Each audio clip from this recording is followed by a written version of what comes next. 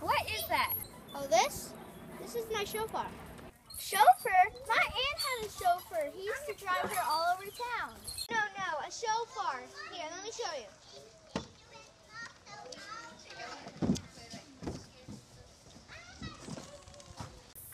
It's kind of a trumpet made from the horn of a ram. But why are you doing it here? I'm practicing for Yom Teruah. Yom Teruah? Yom Teruah. It's a biblical feast. It's sometimes called the Feast of Trumpets. Yom Teruah is Hebrew. Yom means day and Teruah means shouting. So literally you could say it's the day of shouting. A day of shouting? I don't remember that in the Bible. It's talked about in Leviticus. God told the people to have a memorial day of rest and to blow trumpets.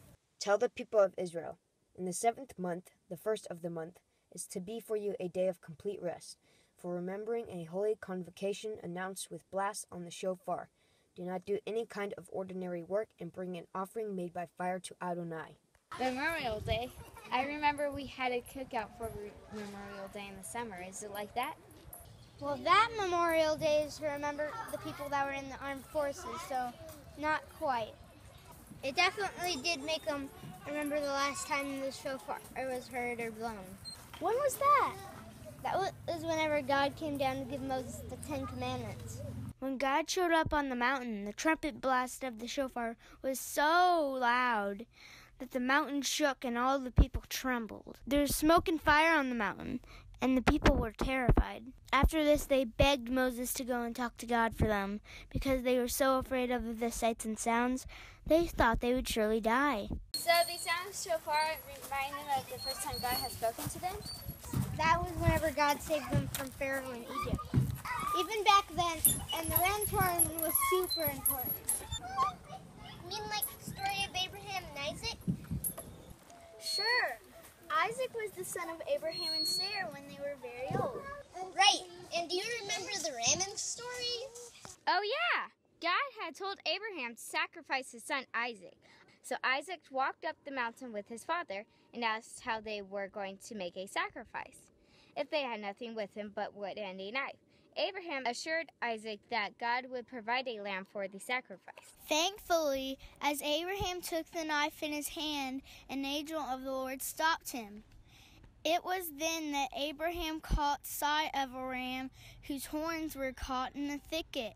So Abraham and Isaac sacrificed the ram. Right.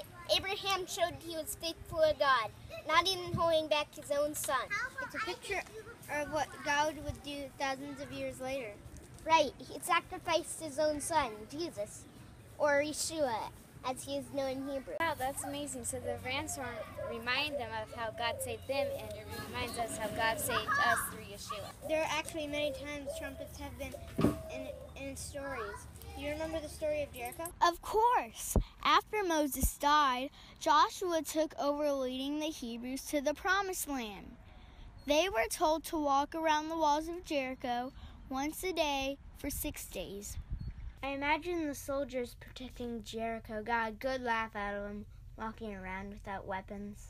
They probably laughed and threw things at them. I'm sure no one in Jericho thought they were in danger of being defeated. When the shofars blew, and the people shouted, and the ground shook, and the walls fell down, I'm sure the people in Jericho were afraid. It must have also reminded the Hebrews of God's power and might that they had experienced at Mount Sinai, but this time they weren't afraid of the noise.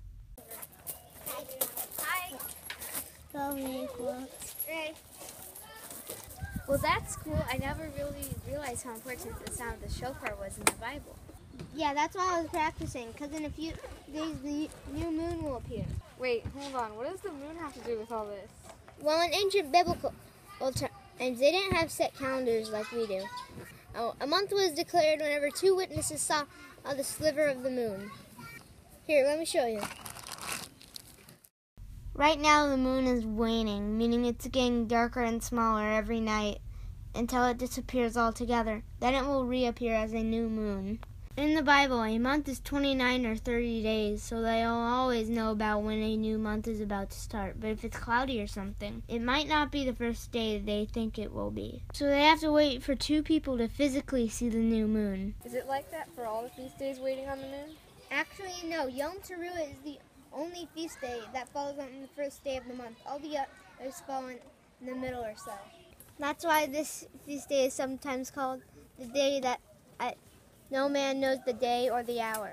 I heard something like that before, but I don't think it had anything to do with all this. You're probably thinking of when Yeshua comes back. In Matthew, it says that no one will know the day or the hour that he returns. That's an idiom, a saying. Like whenever we say it's raining cats and dogs, it means it's raining really heavily. When Yeshua said no man knows the day or the hour, the people knew it was referring to this feast day. But when that day and hour will come, no one knows. Not the angels in heaven, not the Son, only the Father. For the Son of Man's coming will be just as it was in the days of Noah. So do you think Yeshua will return on this day, on Yom Teruah? It's definitely a possibility. Our rabbi said he was conceived on a feast, born on a feast, died and resurrected on a feast. So it's logical that he'll come back on a feast. That makes a lot of sense. Cool. Yep, you could bet that whenever he returns, a shofar blast will have something to do with it. Hey, I remember in Matthew that a great trumpet will blow when God sends his angels to go get his people. Yes, it says in 1 Thessalonians that God will return with a shout, a teruah, and the trumpet of God will sound and the dead will rise. All right. I'm going to go away and sit down.